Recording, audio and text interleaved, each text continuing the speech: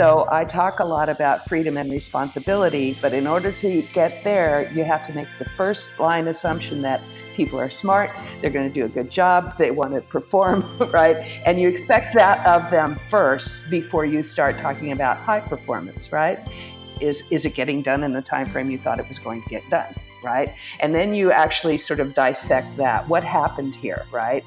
And really, really realistically, what happened here? Was it that we have the wrong, people just don't know how? Or is it because we didn't give them enough information and context to make the right decisions? Or is it because, there's somebody on the team that is dominating all the conversations and they're not getting information from the other team members, right?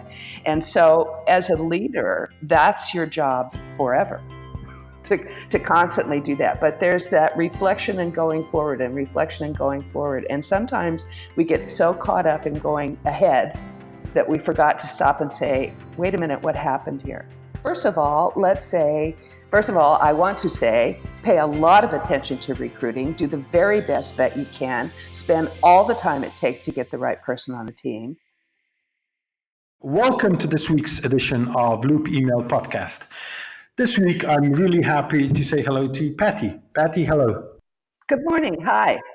We are talking with the former, I understand, Chief Talent Officer at Netflix, somebody who says most companies in the world don't know or how to set up high-performance cultures. There's better ways than traditional best practices. And what Patty passionately, I believe, talks about is new ways of how do you get high-performance teamwork and how high-performance culture happening in your organization. And Netflix, of all, is a prime example of a fast-growing, quickly creating disruptive player in the market. So, Patty, can you, in 5 minutes, very shortly explain, what is at the core of what you believe a company should be doing and they aren't doing to make sure that our audience understands, what is at the core of high-performance culture, high-performance teamwork? Well, I think the most important part is just paying attention to it, right?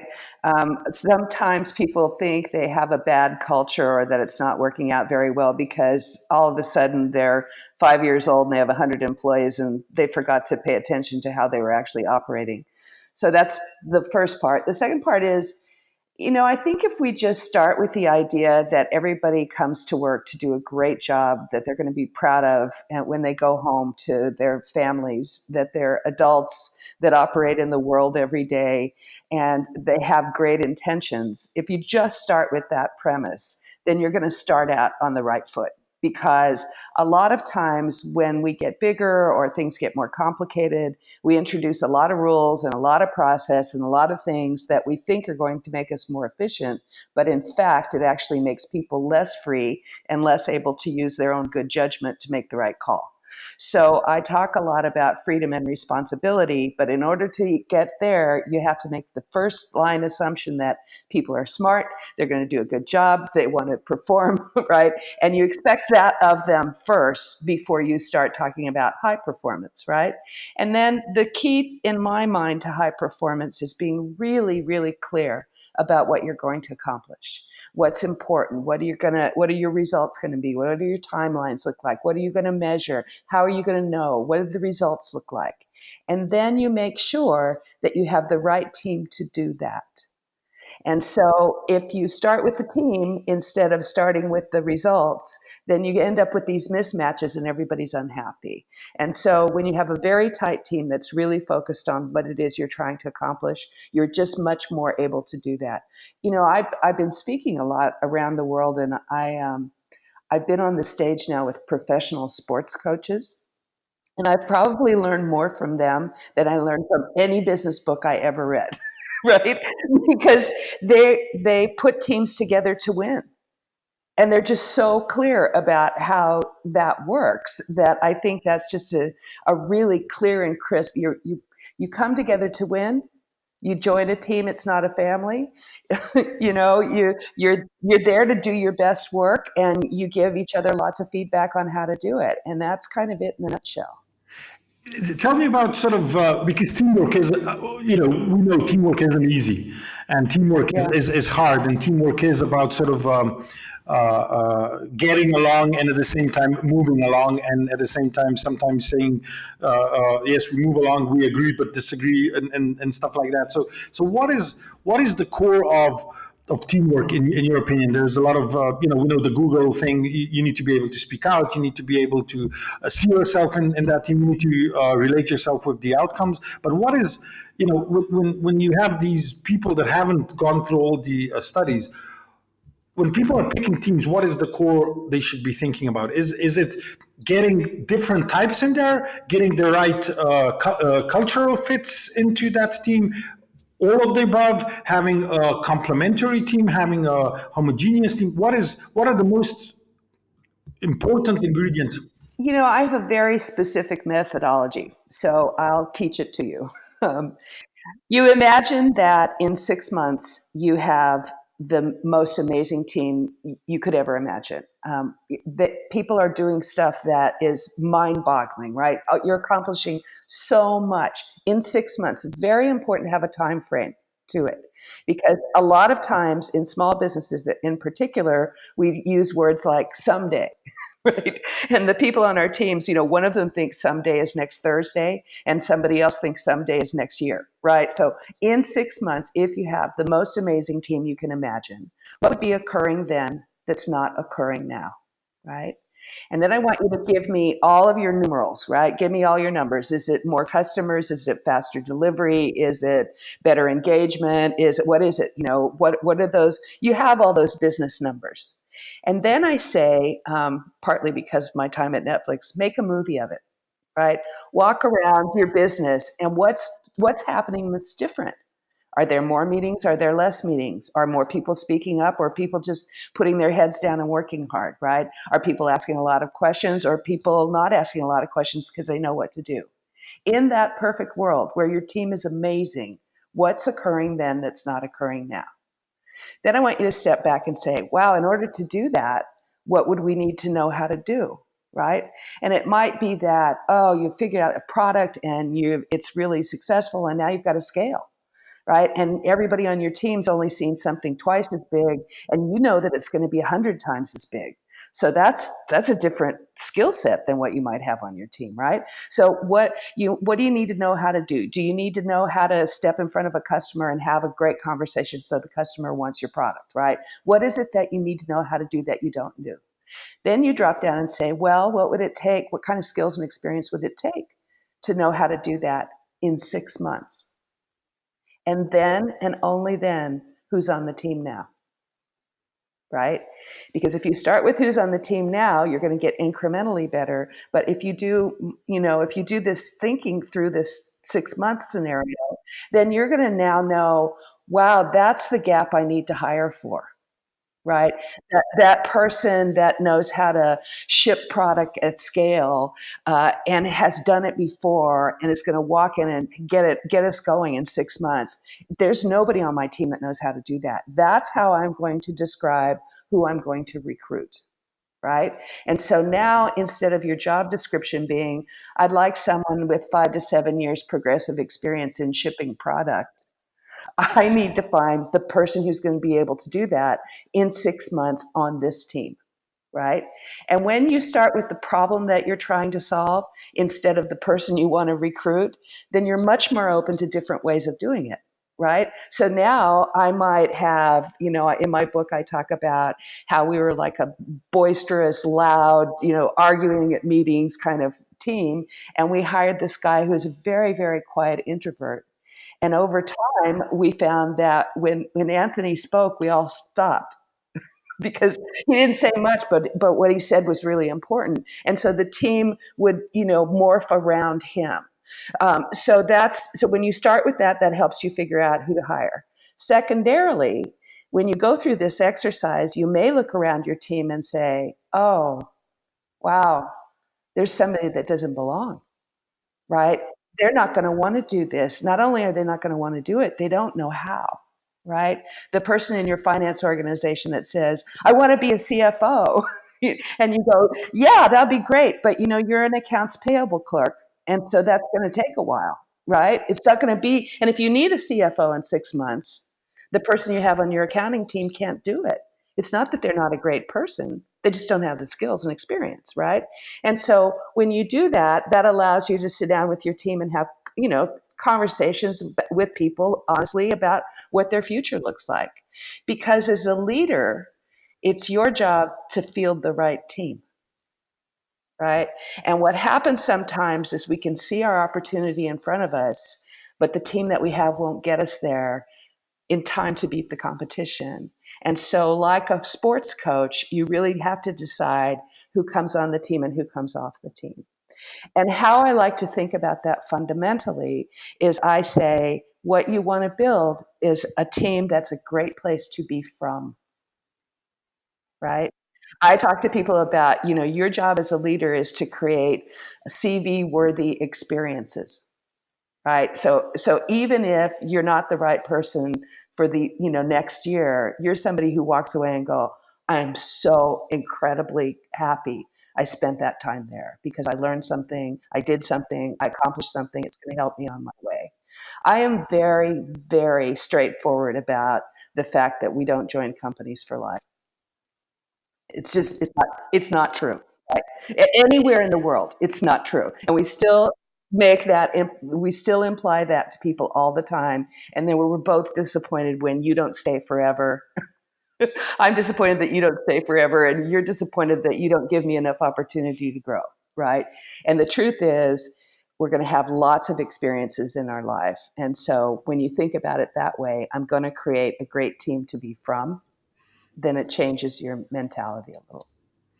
To be from. That's well done. Well done. I just did a talk with 1,000 CEOs, 1,000. And I said, raise your hand if you're in the job that you had when you graduated from university. Zero hands went up, of course, right? And I said, raise your hand if you think an important metric in your company is retention. 999 of them raised their hand. I'm like, doesn't that is that logical, really? I can tell you one of my experiences that was most very, very, very aligned with what you're talking is about. I was actually working with a high profile talent, consultant in London. And he said, I look at it as it's a bus, and we have these stops, and every stop somebody comes on and somebody goes off, but it's a bus. The whole journey is a bus, and some people come on because you need somebody on that bus if you're going to wherever you are, and some people go off at the next bus station. But it's like it's both for the company. There's one bus, and for yourself, you come onto the buses, and it was really for me it was a great way of thinking. Nothing is bad because if your upbringing here in this part of the world is sort of, you come into a business for life. And for instance, Slovenia is very well known. Even if you want to go 25 kilometers out of your town, you don't do it. You never really move. You are where you are. You don't move company. You don't move anything because being where you are is the best for you, and this is a very different. It's a really interesting, and I think it's going to really resonate well with our viewers. But there is a question. So you're putting this team together, and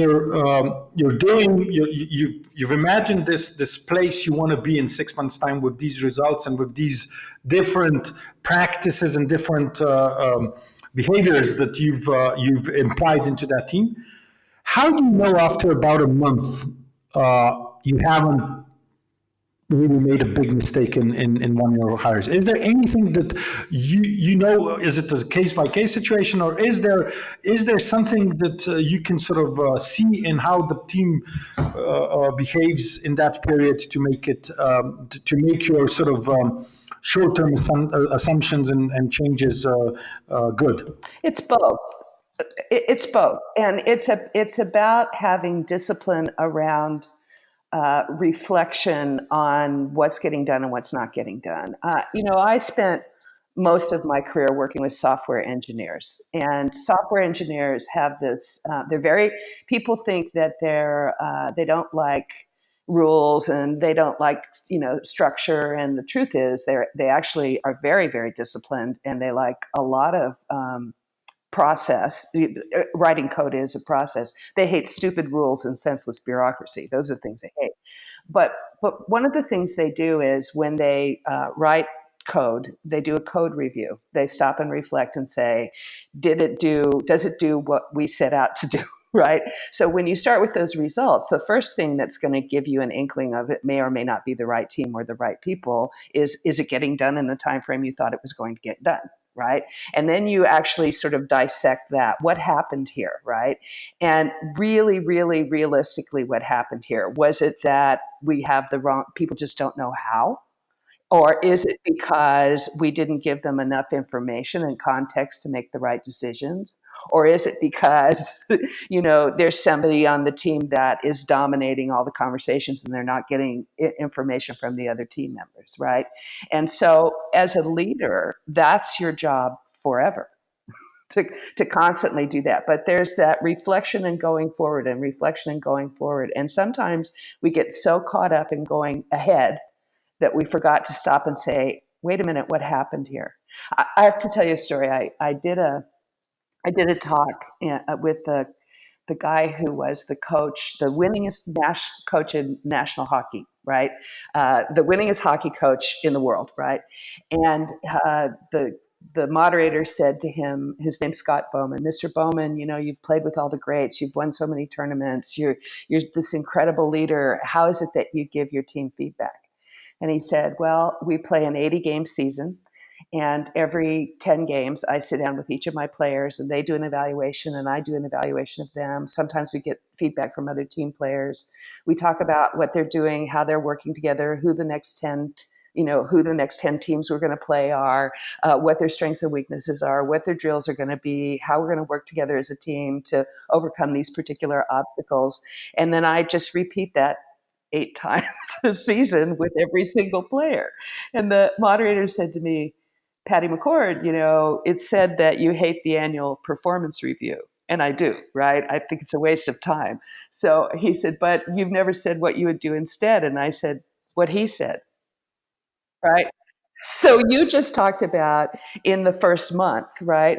Well, there's the second month and the third month and the 40th month, right? And so with that regular conversations that you have with people, if you can discipline yourself to do that, which is sit down and not just talking about the work that we're doing, but how you're doing.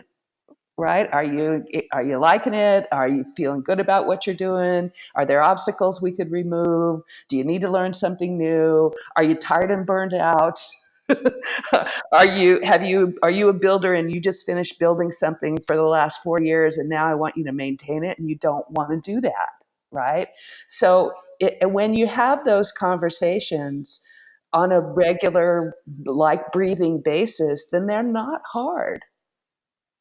Right? I mean, people get that feedback is too hard and I don't want to tell people bad news. And, if it's a conversation we had a month ago and I say, wow, I'm surprised, you committed to this and we haven't done anything. Like, what is up? And you say, you were supposed to help me out with this and you didn't. Then we could go, wow, we both kind of screwed that one up. How do we fix that? Right? And it's not that you failed again conversation. It's just part of having conversations. So that's how I think you do it. I think that, again, it's consistent. It's like, pay attention. Okay. But how long do you fix with an individual? How long do you sort of stay course and work with somebody? Is there how do you know he's just not a fit in some? It's that time frame thing. It's the time Right? frame. Okay. It's that time frame thing. So sometimes, so first of all, I want to say, pay a lot of attention to recruiting, do the very best that you can, spend all the time it takes to get the right person on the team. If you hire the wrong person, which happens sometimes, right? And usually I find that what happens when you hire the wrong person is one of two things. Either you don't really know what it is you want them to do and you like them, or you just, you sort of have this affinity with them. You want to have a beer with them, you want to hang around with them, and you forgot to find out if they're qualified. Right. And so if you hire somebody who can't do the job, that's your fault. They didn't do anything wrong, right? You just hired the wrong person. And sometimes, you realize that one of us is unhappy, right? You're frustrated because the work's not getting done, or the person is frustrated because they don't like the way you guys work, right? And that happens pretty quickly, right? So that is a conversation where you can say, I think we both made a mistake. Right? You're unhappy. Let's get to the root cause of that and figure out if there's anything we can do about it. And if the person says, well, you hired me to do this and it's 6 months later and I'm doing something different, then, I'm pretty unhappy. So learn to, in interview conversations, this is what I'm hiring you to do. This is what I used to say at Netflix. Here's what I can guarantee you will be doing next year, not what we hired you to do. Because if we're successful, the business is going to change, right? So my experience is usually that if you hire great people, that what happens is usually the business changes or something in their life changes. And and then it's just not the right fit anymore. The example I just gave you about hiring a builder and then having them be a maintainer happens all the time, right? And that's, sometimes I tell HR people when I talk to them, I'm like, how you hire somebody to do a job and they do it and then it's done? That's what you hired them to do, and it could take a year, it could take 4 years, but when it's done, then it's done, right? If you don't have another building job for them to do, then they should go do it somewhere else. And that's nobody's fault, right? Nobody failed in that scenario. You just say, wow, I'm not sure there's more of that kind of work to do here. And so you're not going to do right? You're not going to want to do what we have to do. So let's have a talk about that. Give me an example. Is there sort of a story around one or two of the biggest failures in terms of teamwork? Something where our listeners could actually learn something from something where sometimes you learn from the good stuff, but many times you can learn from interesting mistakes people did in terms of teamwork. Is there something? Yeah, I think one of the most damaging things we do is we know for sure somebody on the team isn't going to work out. They don't have the skills. They're not motivated anymore. They don't like it. They're unhappy. Not only from their behavior, but from the behavior of everybody else in the team who said to you, man, this is just not working out. We're not getting anything done. Okay. So then the thing we do to fix it is we put them on a performance improvement plan. A 90-day performance improvement plan, right? When we both know, everybody knows it's not going to work out, right? So now every Wednesday morning, we sit down with this person to prove in writing that they're incompetent when we both know they're just done, right? Okay, so now by the 5th meeting, both of you are drinking the night before, right? This is going to be a horrible conversation. Probably you both cry or yell, right? And now everybody else on the team is watching this. Everybody else knows, right? So now those same people that came and said, he's not very good and he's really not performing, say, he has a family, right? So you raise the bar, or it's so cruel.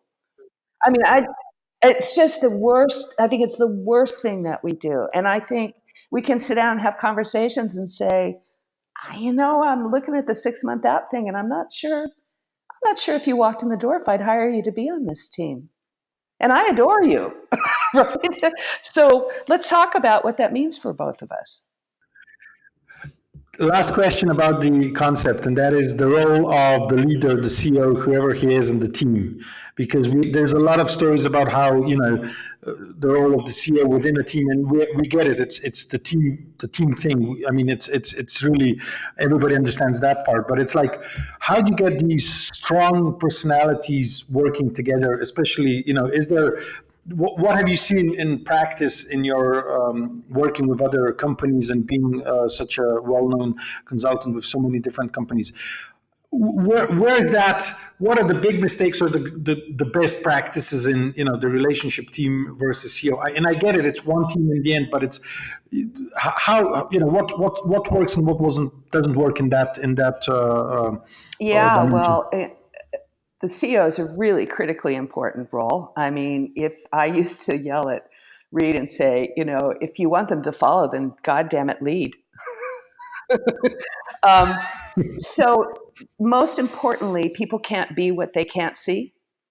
So the CEO has to absolutely always be conscious of the fact that everybody's watching him or her, right? And they have to personify the kinds of behavior that they want other people to have, right? I worked with one CEO who said I had come in the morning because he wanted to talk to me about a person on his team who was consistently late. And I had come in early in the morning and he's waiting in his office and he just gives me this, wait, just 5 minutes, Patty, just 5 minutes. And I walked in the door and I said, do you realize that you're late for everything? You're late for the company meeting, right? Every 200 people are sitting in chairs waiting and you're 15 minutes late. And every time you do that, you say by doing that, it's okay to be late. So if you want people to be Yeah. on time, then you have to be on time. The second most important characteristic that a CEO needs to have is learn to be a good listener. Right. And that's, I mean, it's practice. You'll never get perfect at it. You'll always think you have the right answer. You're always going to be thinking, well, this person should be thinking this while you're talking to them. And it's really, really important to shut yourself down and listen to what they have to say. Right. And it's a skill, it's a skill, it's a skill, it's a skill. And if you're a great listener, you'll be a better communicator. And you'll be better able to have conversations that may be uncomfortable because the person feels heard. So those two things, right? One of them is walk the talk. I mean it, walk the talk. And the second one is really listen, right? Because, and especially to, the people that don't always speak up, right? You can be the person in the meeting that says, I haven't heard anything from you. What do you think about this? Right? You can set the expectation that everybody has to contribute. Going now to small companies that want to grow fast, that have these big visions of what they want to achieve. And I talk a lot with them, and they always come back with similar questions. My team, and what are the three things you would tell a CEO in a small company? They've just figured out this great product. They're thinking about going to 25 different countries. Everybody wants it. They don't know how to scale, and they know they need to have a team behind him. He's never really, or she has never really set up a team. What are the three things they should be doing on Monday when they have heard this really great podcast with you? What is Well, they're going to think about over the weekend my 6-month scenario, and they're going to sit down with everybody and say, let me be clear to you about what I hope we're going to accomplish in the next 6 months. Right. And let's each one of us sit down and talk about what that's going to take for us to do. Right. Have that clarity of vision, clarity of vision, clarity of vision over and over and over and over again. And remember, if somebody new joins, they didn't hear you last time. Right. So that's thing one. Thing two is really step back and think about the rhythm of your communication. Right. Do you have weekly meetings? Do you have monthly meetings? Do you never have meetings? Do you have conversations with leaders and expect them to, the people that report to you, do you have a conversation and assume that everybody on their team heard it? Did you double check? Right? Do you do skip level interviews so you find out if people really are understanding what's going on? So its second part is it's your job to set the context of what we're trying to do. Right? So that everybody is on the same page at all times. Teach people how to read a P&L, a profit and loss statement, right? You shouldn't have anybody on your team that's not smart enough to do that. Teach people how you make money. right? Everybody can understand that, right? And the third thing is to really be honest with your teammates and expect a lot from them, right? So that's the part about, when it's scale, and that's usually what happens when you're successful, right? So when you're early, your problems are problems of difficulty. And when it's a problem of difficulty, you can solve it by just working hard, right? Just like, all right, we'll work day and night till we figure it out. And then when you figure it out, almost instantly, their problems now of scale and complexity, right? It always happens when you have a great idea. And recognize that might be a different team than the one you had to solve the initial problem. And the initial problem for you, you call it the difficulty period, or how? Just figuring it out, like at the beginning, your whiteboards are full of things that are crossed out, right? Yeah. Not that, not that. You just don't know, especially if you're doing something brand new. No, if nobody else has done it before, then nobody knows what's right. So how you figure out what's right is you do a bunch of things wrong, and that's perfectly okay. And then when it's scale, then you got to do a lot of things right. Right? So now you have to have a different way of organizing. And the last thing that's really important I want to tell you is be aware of everything in the system that helps people move fast or move slow.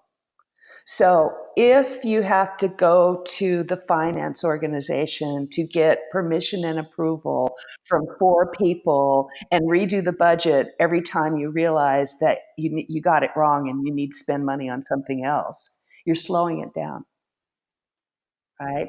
So what happens is all these little rules and processes creep in, and there are people, you find that there's people in your company who have, their job is to approve things. Realize they get their power from saying no.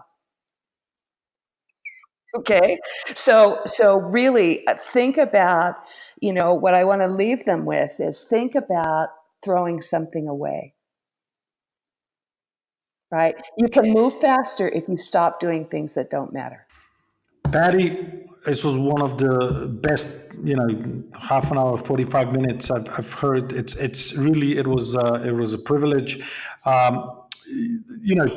For me, the most important part was imagine where you want to be in 6 months and define that 6 months, whatever the time frame is.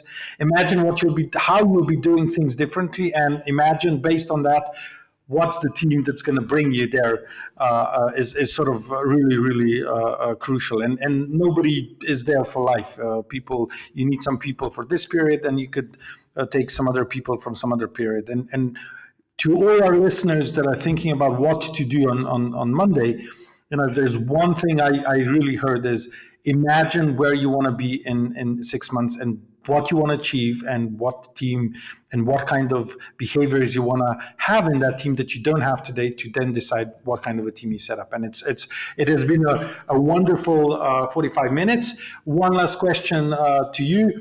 Tell me, what does Patty do when she's not doing such great podcasts? What is the stuff you love doing outside of your spectrum, business spectrum?